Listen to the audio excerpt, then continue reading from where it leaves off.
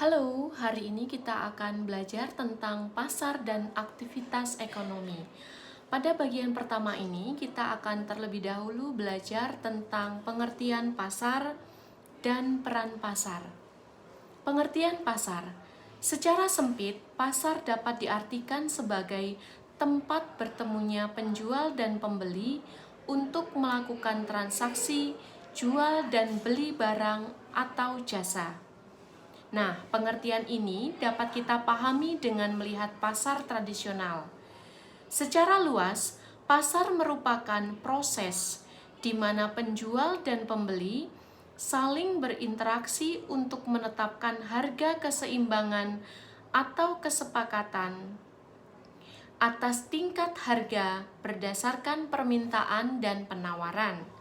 Nah, dengan pemahaman ini, tidak perlu ada pertemuan antara penjual dan pembeli secara langsung, misalnya pasar online. Dari pengertian tadi yang sudah diungkapkan tadi, dapat disimpulkan bahwa pasar merupakan tempat bertemunya permintaan dan penawaran sehingga harga dapat ditetapkan. Nah, berdasarkan jenis barang yang diperjualbelikan, pasar dapat dibedakan atas pasar barang konsumsi dan pasar faktor produksi. Pasar faktor produksi ini merupakan pasar di mana tempat menjual faktor-faktor produksi yang dibutuhkan oleh produsen. Tempat bertemunya permintaan dan penawaran terhadap faktor produksi, itulah definisi dari pasar faktor produksi. Sementara tempat bertemunya permintaan dan penawaran barang konsumsi, itulah definisi dari pasar barang konsumsi. Anak-anak, kita masuk pada bagian yang kedua, yaitu peran pasar. Secara teori, ada 6 peran pasar.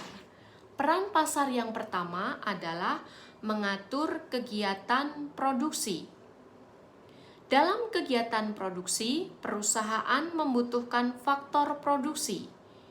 Kebutuhan ini dapat ditemukan oleh perusahaan di pasar faktor produksi. Indikator harga yang terjadi di pasar mempengaruhi kebijakan perusahaan dalam memproduksi suatu barang.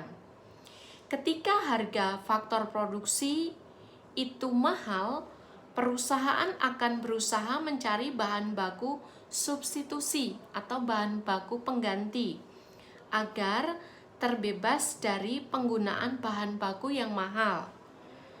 Jika barang substitusi pun mahal harganya, perusahaan akan mengganti bahan baku dan terpaksa pula mengganti alat pemrosesannya. Sehingga harga pun akan terpengaruh.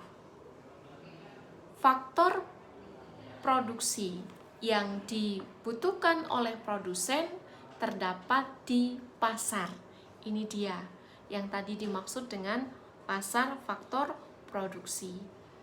Peran pasar yang kedua adalah menetapkan harga dan nilai. Harga suatu barang ditentukan oleh kesepakatan antara penjual dan pembeli, atau ditentukan oleh pertemuan antara penawaran dan permintaan. Semakin mahal harga suatu barang, maka barang tersebut semakin bernilai.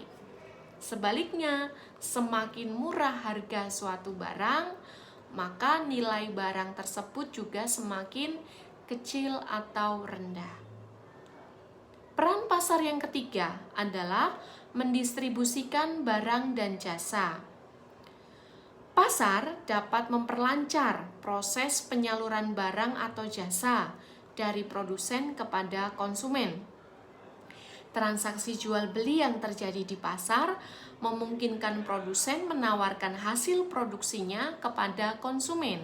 Sebaliknya, konsumen dapat memperoleh harga atau memperoleh barang dan jasa yang dibutuhkan secara mudah dan murah, bisa jadi sesuai dengan budget atau anggaran, dan itu semuanya dapat ditemukan di pasar. Dengan adanya pasar, maka dapat memperlancar kegiatan distribusi. Peran pasar yang keempat adalah menentukan jumlah pembelian dan penjualan.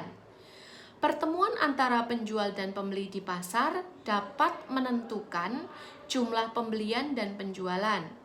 Konsumen yang membelanjakan uangnya dibatasi oleh jumlah uang yang ada.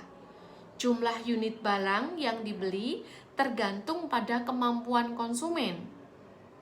Semakin banyak jumlah uang yang dimiliki untuk dibelanjakan, maka pembelian juga semakin besar, dan sebaliknya.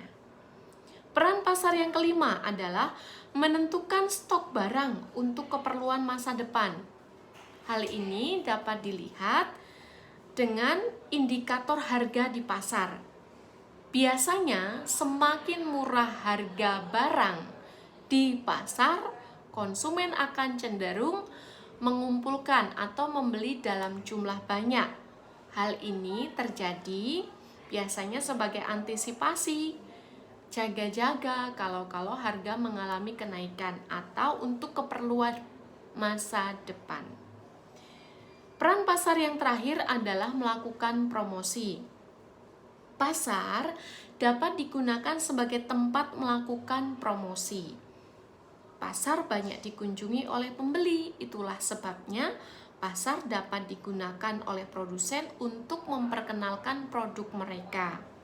Misalnya, dengan melalui penyebaran brosur, katalog, atau contoh produk.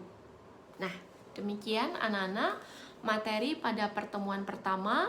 Untuk selanjutnya dipersilahkan menjawab pertanyaan seperti yang sudah diungkapkan atau dituliskan dalam Google Classroom. Terima kasih dan selamat belajar.